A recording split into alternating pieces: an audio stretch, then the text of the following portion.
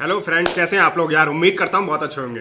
तो गाइस, घड़ी वो आ गई है 22 जनवरी आज, और आज प्राण प्रतिष्ठा हो चुकी है भगवान श्री राम की।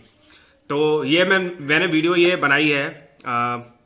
मैं आपको इस वीडियो में आपको मैं ये बताऊंगा कि यार भगवान राम की जो प्राण प्रतिष्ठा हुई है, तो ये 22 जनवरी को ही क्यों हुई है, प्राण प्रतिष्ठा क्या होती है, और इसकी हिस्ट्री में बताऊंगा। जो 500 550 साल हमारे प्रभु श्री राम ने इतना लंबा इंतजार करना पड़ा है प्रभु श्री राम को अपने ही घर आने में, तो ये पूरी इसकी हिस्ट्री, प्राण प्रतिष्ठा और 22 जनवरी को ही क्यों हुआ है, ये पूरी डिटेल आपको इस वीडियो में मिल जाएगी। क्योंकि बहुत युवा हैं, जो युवा पीढ़ी है, यंग जनरेशन है, और हमारी एज ग्रुप के ही लोग हैं, जो काफ़ी लोगों को इसकी जानकारी नहीं है। बस काफ़ी लोगों को यार इसका नहीं पता है कि 22 जनवरी को ही क्यों है, हिस्ट्री और वगैरह वगैरह, और अयोध्या के बारे में। तो इसी से रिलेटेड मैंने ये वीडियो बनाई है आज के दिन, और भगवान राम को समर्पित की है। तो ये वीडियो मैं आपको बताने जा रहा हूँ, पूरी हिस्ट्री बताऊंगा इस वीडियो में आपको। उससे पहले गाइस, चैनल को आप सब्सक्राइब कर लीजिए। तो भाइयों, अपनी सुई 500 साल आप पीछे घुमा लीजिए। अब मैं बताता हूँ आपको पूरा इतिहास। यार, सरयू नदी के पवित्र तटों के बीच स्थित है अयोध्या, और अयोध्या नगर यानी कि हजारों किस्से कहानियों का शहर। राजा दशरथ, राम लक्ष्मण, माता सीता, हनुमान, डरावने राक्षस। तो अयोध्या का जिक्र होते ही मन के चलचित्र पर रामायण काल के पात्र याद हो जाते हैं, हमारे स्मरण में आ जाते हैं। यूं तो यार अयोध्या का मतलब तलाशें तो अर्थ निकलता है कि जिसे शत्रु ना जीत सके, जिसे कोई जीत ना सके। और लेकिन इतिहास हमें बताता है कि इस नगर को लेकर कई बार लड़ाइयाँ हुई, साजिशें हुई। आदि कवि वाल्मीकि और तुलसीदास बताते हैं कि अयोध्या की इसी पावन भूमि पर रामलला का जन्म हुआ था। उनकी लीलाएं, चमत्कार, अवतार के भावपूर्ण किस्से कौन नहीं जानता यार। ये तो हुई है गर्म ग्रंथों की बात, लेकिन हमारे ग्रेट ग्रैंडफादर के दौर में अयोध्या की क्या कहानी थी, राजा राम के बाद अयोध्या का क्या हुआ, ऐसे सवाल मन में आपके जरूर आते होंगे। तो यहाँ से आता है स्टोरी में ट्विस्ट। आज की अयोध्या की जो कहानी है, उसको जानने के लिए फ्लैशबैक में जाना होगा, जो हम 5 साल पहले की बात आपको आज बता रहे हैं। बात 1500 ईस्वी की है। वो जमाना जब हमारे परदादा के परदादा इस धरती पर आबाद रहे होंगे। वो धरती जो भारतवर्ष प्राचीन काल में चंद्रगुप्त, अशोक, विक्रमादित्य जैसे महान जो योद्धाओं और राजाओं की भूमि थी। लेकिन मध्यकाल आते आते इस भारत के हिंदू राजा कमजोर और फूट के शिकार हो चुके थे। इसी मौके का फायदा उज्बेकिस्तान के एक लड़ाकू सरदार ने उठाया, और उसका नाम था जरूद्दीन मोहम्मद उर्फ बाबर। 1526 में बाबर ने हिंदुस्तान में मुगल सल्तनत की नींव डाली। आगरा को उसने राजधानी बनाया, और 2 साल ही गुजरे थे, बाबर की नज़र उसी अयोध्या पर गई जहां राम जी का जन्म हुआ था। बाबर ने सेनापति मीर बाकी को हिंदुओं के इस पवित्र मंदिर को तोड़ने का फरमान दिया। 1528 में मीर बाकी ने उस मंदिर को तोड़ दिया जहां हिंदू सदियों से राम की पूजा करते थे। इस विदेशी आक्रमणकारी ने उसी मलबे से उसी जगह पर एक मस्जिद खड़ा कर दी, नाम दिया बाबरी मस्जिद। हिंदुओं ने इस चोट से बहुत अपमान, दुख और गुस्सा महसूस किया। वे चाहते थे इस राम मंदिर को फिर से बनाया जाए, लेकिन उनकी उम्मीदें परवान चढ़े कैसे, उनके सपनों का मंदिर हकीकत में बने कैसे। तो दोस्तों, कई दिवाली यार आकर चली गई। समय के प्रभाव को झेल रही अयोध्या अपनी पीड़ा सीने में दबाए विलाप करती रही। ये नगर कभी ना रोशन हुआ। 200-250 साल गुजर गए। हिंदुओं ने जो आराध्य राम मंदिर की इच्छा को मानस की चौपाइयाँ, अवध के गीतों और मिथिला के लोक कथाओं में जीवित रखा। समय ने करवट ली। एक मुकद्दर कितने दिनों तक सिकंदर रहता। तो 1857 आते आते मुगलों का सूरज डूब चुका था। हिंदुस्तान की सरजमीं पर यूरोप से आए अंग्रेजों का उदय हुआ। इतिहास की उबासियों से निकलकर वर्तमान में दस्तक दे तो पाते हैं कि हिंदुओं की उम्मीदें कुल बुलाने लगी। कहा जाता है कि 1857 में अयोध्या में डेरा डाले रहने वाले साधु संतों, वैरागियों ने बाबरी मस्जिद के भारी हिस्से पर कब्जा करके चबूतरा बना लिया और भवन पूजा शुरू कर दी। इनका मस्जिद में आने वाले नमाजियों से टकराव होने लगा। बाबरी मस्जिद के एक कर्मचारी मौलवी मोहम्मद असगर ने 30 नवंबर 1858 को लिखित शिकायत की थी कि हिंदू वैरागियों ने मस्जिद से सटाकर एक चबूतरा बना लिया है और मस्जिद की दीवारों पर राम राम लिख दिया है। दोस्तों, 1859 में अंग्रेजों ने एक उपाय निकाला। उन्होंने झगड़े वाली जगह को 2 हिस्सों में बांट दिया था। मुसलमानों को मस्जिद के अंदर का हिस्सा दे दिया, और वहीं हिंदुओं को बाहर चबूतरे का हिस्सा दे दिया, जहां उन्हें पूजा करने की इजाजत मिली। लेकिन ये इंतजाम ज्यादा दिन नहीं चला। 1885 में निर्मोही अखाड़े के महंत रघुवर दास ने रामलला का पहला मुकदमा लड़ा था। अंग्रेजों साहबों की कचहरी में दाखिल किया।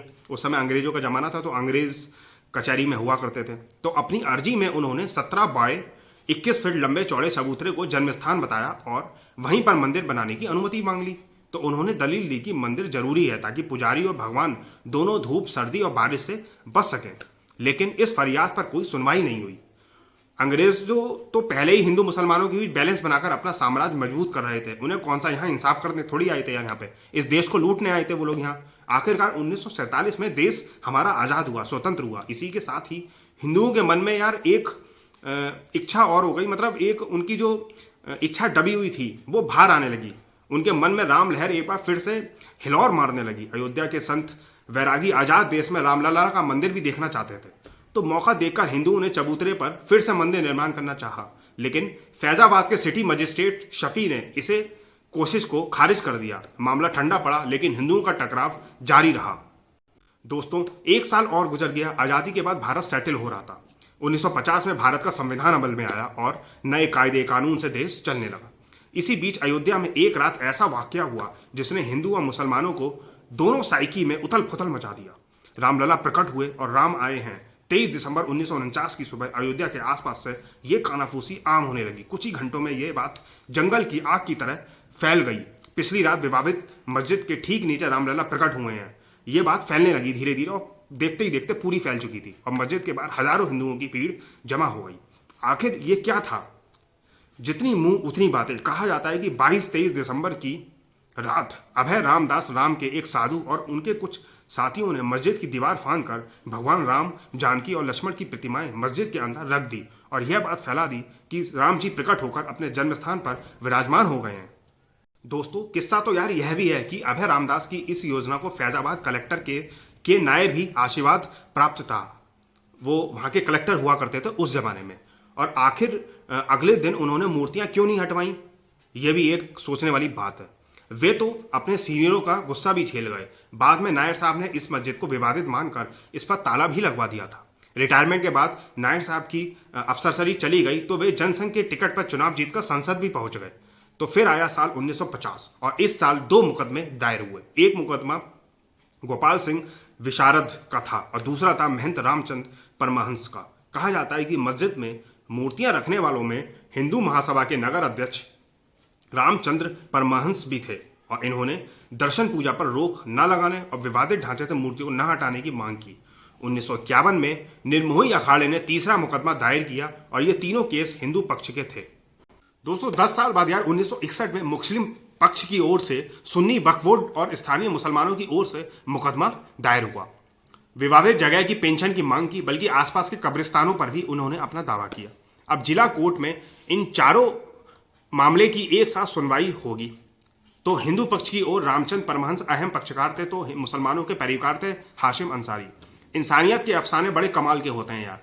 अयोध्या की जो गलियां हैं इन 2 विपरीत आस्था वाले दोस्तों की दोस्ती की गवाह रही हैं। और कभी आप गूगल करेंगे तो पाएंगे कि अपने अपने विश्वास की रक्षा करते हुए भी इन्होंने आदमियत के रिश्ते में दरार नहीं आने दी।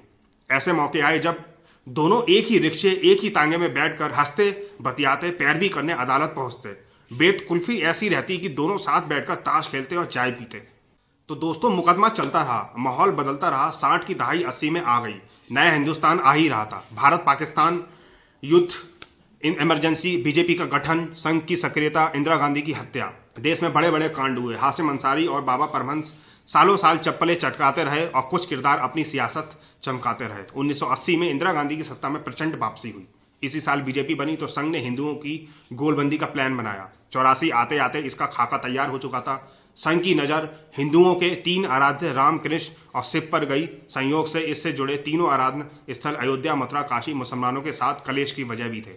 संघ ने इन तीनों को आधार बनाकर हिंदुओं को झकझोरने का महायज्ञ शुरू किया।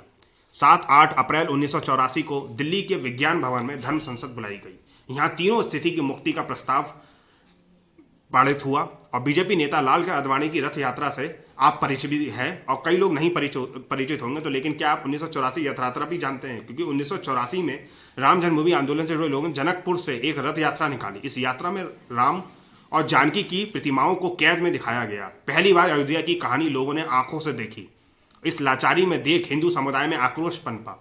इस यात्रा ने हिंदुओं के मन में 400 साल की लाचारी को ताजा कर दिया। अब तक हिंदू परिषद पूरी ताकत के साथ आंदोलन में शामिल हो चुकी थी। तो इंदिरा गांधी की हत्या के बाद राजीव गांधी आए और इन हिंदुओं ने सरकार को अल्टीमेटम दिया कि अगर 1986 की शिवरात्रि तक मस्जिद का ताला ना खोला गया तो वह इसे तोड़ देंगे। यह अल्टीमेटम 1986 को दिया गया था राजीव गांधी को। तो इसी वक्त कहानी में 2 पांडे किरदार की एंट्री होती है। एक थे उमेश चंद्र पांडे और दूसरे थे के एम पांडे। पहले पांडे वकील थे, दूसरे वाले जज थे। कहने वाले कहते हैं कि राजीव गांधी और उनके रणनीतिकारों ने फैजाबाद कोर्ट में वकील उमेश चंद्र पांडे से अर्जी डलवाई। मांग ये थी कि ताले को खोला जाए। जज की अर्जी में मेरिट नजर आया और उन्होंने मस्जिद का ताला खोलने की अनुमति दे दी। मस्जिद के अंदर 1949 में स्थापित रामलला विराजमान थे ही। तो राजीव की पॉलिटिक्स की किताब में ये अहम चैप्टर भी था। उन पर हिंदुओं के दबाव में झुकने का आरोप लगा, लेकिन राजीव गांधी इसे झेल भी गए और आगे शहबानो केस भी आया तो उसका भी उन्होंने सामना करना पड़ा। तो बीजेपी अब तक खुलकर इस आंदोलन में उतर चुकी थी और अगला चुनाव भी नजदीक आ रहा था। 1989 में बीजेपी ने पालमपुर में एक प्रस्ताव पास किया। पार्टी ने सरकार से मांग की कि कोर्ट इस मामले का फैसला नहीं कर सकती। सरकार समझौते से या सांसद में कानून बनाकर राम जन्मस्थान हिंदुओं को सौंप दे। मंदिर आंदोलन अब यौवन पर था। जोश तो था कि लोगों ने जज्बा भी झोंक दिया। राजीव गांधी जी का कार्यकाल पूरा हुआ तो देश नई सरकार चुनने जा रहा था। मस्जिद का ताला खुलवा चुके राजीव गांधी जी ने 1989 देश में राम राज्य लाने के नारे के साथ अयोध्या से चुनावी अभियान की शुरुआत की थी।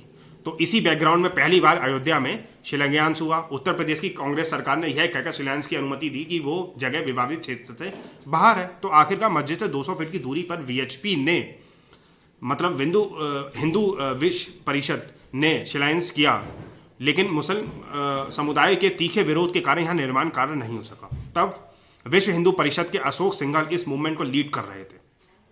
89 के चुनाव में बीजेपी इस मुद्दे को उठाती रही। आडवाणी ने चुनाव प्रचार में अपना कल्चर और हिंदू अस्मिता का सवाल भी उठाया और उन्होंने कांग्रेस की सेकुलर नीतियों पर चुभने वाले सवाल भी किए। बीजेपी की इस पॉलिसी का परिणाम नतीजों में दिखा। 1984 में मात्र 2 सीटों पर खाता खोलने वाली बीजेपी को इस बार बम्पर 85 सीट मिली थी और बीजेपी ने साबित कर दिया कि हिंदुत्व की उपजाऊ जमीन पर वोटों की पैदावार हो भी सकती है, क्योंकि उस समय यार सेकुलर वाद और मुस्लिम पॉलिटिक्स बहुत चलती थी। तो ये जो पहली पार्टी थी जो हिंदुओं के प्रति मतलब हिंदू पॉलिटिक्स करके जिन्होंने को वोट मिले थे। तो इस बार अटल बिहारी वाजपेयी, मुरली मनोहर जोशी, एल.के. आडवाणी, प्रमोद महाजन और बीजेपी तत्कालीन गुजरात संगठन सचिव नरेंद्र मोदी जैसे नेताओं ने इस मुद्दे पर माहौल बनाने के लिए सोमनाथ से अयोध्या तक रथ यात्रा निकालने की प्लानिंग की थी। प्रमोद महाजन ने मिनी बस को रथ के रूप में रीडिजाइन करने का आइडिया दिया। इसके बाद टोयोटा की मिनी बस को भगवा रथ का आकार भी दे दिया था। तो 25 सितंबर 1990 को गुजरात के सोमनाथ से निकली यात्रा के जनमानस को करंट दे दिया। आडवाणी ने यहाँ हाई वोल्टेज भाषण दिया और सौगंध राम की खाते हैं, मंदिर वहीं बनाने का नारा भी लगाया था। पश्चिम भारत से निकलकर ये रथ अब हिंदी हार्टलैंड पहुंचा तो राम लहर की तरंगे निकल पड़ी। हिंदू मुस्लिम का घोर ध्रुवीकरण हुआ, दंगे हुए, जाने गई कई लोगों की। यार आडवाणी लोकप्रियता के शिखर पर थे। वह स्वयं कहते हैं कि लोग रथ के पहिए को छूकर प्रणाम करते थे, पहिए के धूल को सिर पर लेप लेते थे। तो ऐसी कंडीशन थी उस समय, मतलब ऐसी सिचुएशन बन चुकी थी। इस रथ के सारथी थे नरेंद्र भाई मोदी। हैरत की बात यह थी कि इस रथ का चालक सलीम मक्कानी नाम का एक मुस्लिम था। 30 अक्टूबर को इस रथ को अयोध्या पहुंचना था, लेकिन तब तक बिहार, यूपी और केंद्र की सरकारों के कान खड़े हो चुके थे और आडवाणी जी का रथ अविभाजित बिहार में प्रवेश कर चुका था। तो बिहार में प्रवेश करने के बाद 7 महीने पहले ही बिहार के सीएम बने उस समय लालू प्रसाद यादव, राजनीतिक तब उस समय युवा भी थे। 42 साल के लालू यादव ने आडवाणी की रथ यात्रा फुल स्टॉप लगाने का प्लान बनाया। लालू ने अपने दोनों अफसरों को इस मिशन पर भेजा और रात होते ही प्रशासन ने शहर का टेलीफोन एक्सचेंज डाउन करवा दिया। तो 22-23 अक्टूबर की दमयाती रात को आडवाणी रथ यात्रा को विराम देकर सरस्वती सर्किट हाउस में रुके थे। फिर वहां पर बिहार में आडवाणी को गिरफ्तार करने 2 अधिकारी आज देश की 2 पार्टियों के साथ हैं। तो पहले अफसर आर.के. सिंह और फिर केंद्रीय मंत्री, जबकि दूसरे अधिकारी रामेश्वर उरांव कांग्रेस के टिकट पर सांसद बने थे और झारखंड के बड़े नेता थे। तो विश्व हिंदू परिषद ने 30 अक्टूबर को सुबह 9:44 में मंदिर निर्माण शुरू करने का ऐलान कर दिया और पुलिस को चकमा देने के लिए अशोक सिंघल वेश बदलकर अयोध्या पहुंच गए थे। 30 अक्टूबर को अयोध्या में घमासान हुआ, कार्य सेवा की गई, विवादित झंडा लगा दिया, तोड़फोड़ हुई और अर्धसैनिक बलों, तो ये सब चीज़ें हुई थी। और फिर 1992 आया, 6 दिसंबर 1992। उससे पहले 6 दिसंबर 1992 से पहले मुलायम सिंह जो यूपी के सीएम रह चुके हैं और उनके ऑर्डर पर कार्य सेवकों पर गोली भी चलवाई गई थी उस समय।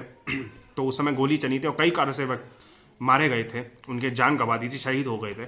और उसके बाद 6 दिसंबर 1992 को ये तोड़ दी गई थी, विवादित जो ढांचा था उसको तोड़ दिया था कार्य सेवकों ने।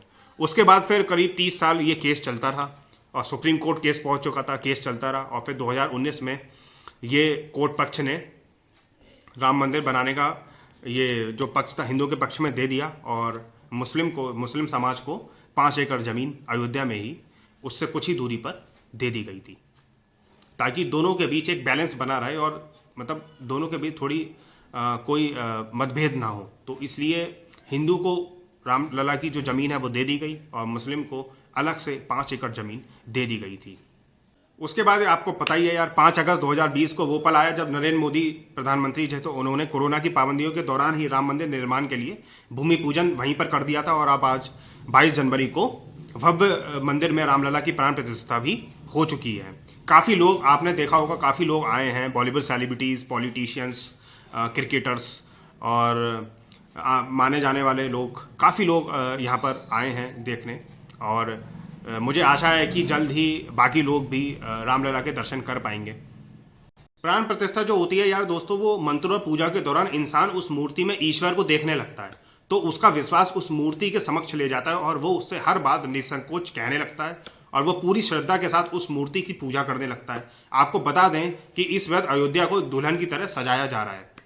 अपने रामलला का स्वागत करने के लिए भक्तगण अयोध्या पहुंचे हैं, बहुत लोग पहुंचे हैं, जैसा मैंने आपको बताया। सेलिब्रिटीज़ और प्राइम मिनिस्टर्स, चीफ मिनिस्टर, हर कोई, आरएसएस प्रमुख मोहन भागवत और मंदिर के मुख्य पुजारी वगैरह से लेके हर कोई आज दर्शन करने के, प्राण प्रतिष्ठा के लिए पहुंचा है। तो अब मैं आपको ये बताऊं कि 22 जनवरी को ही क्यों है। तो माना जाता है कि प्रभु श्री राम का जन्म अभिजीत मुहूर्त में हुआ था और 22 जनवरी दिन सोमवार को अभिजीत मुहूर्त का विशेष संयोग था, तो इसलिए ये दिन प्राण प्रतिष्ठा के लिए आज का दिन चुना गया था। तो शुभ मुहूर्त दिन के 12:29 और 8 सेकंड से 12:30 और 32 सेकंड तक का था, यानी कि मात्र 84 सेकंड का मुहूर्त था। तो आज प्राण प्रतिष्ठा हो चुकी है और जल्दी लोग दर्शन करने जा सकेंगे। अब तो शुरू ही हो चुका है दर्शन, मेरे ख्याल से हर कोई जा सकता है, कॉमन मैन भी कुछ दिनों के बाद जाना स्टार्ट कर देगा। और तो ये थी दोस्तों आज की वीडियो कि मैंने आपको पूरा इतिहास बताया, प्राण प्रतिष्ठा के बारे में बताया और रामलला जी के बारे में, अयोध्या के बारे में मैंने पूरा आपको विस्तार से बताया है। तो कैसी लगी वीडियो? और कुछ जानकारी आपको देनी हो, कुछ आप कहना चाहते हैं तो आप कमेंट के द्वारा बोल सकते हैं, बता सकते हैं, अपने विचार प्रस्तुत कर सकते हैं। और वीडियो आपको अच्छी लगी हो तो लाइक करें, शेयर करें, ज़्यादा से ज़्यादा लोगों को शेयर करें, लोगों को पता चले कि क्या है इतिहास। तो काफ़ी लोगों को नहीं पता होता है, इसलिए लोगों को इस वीडियो के माध्यम से पता चले। और चैनल को सब्सक्राइब जरूर करें। Bye bye and take care.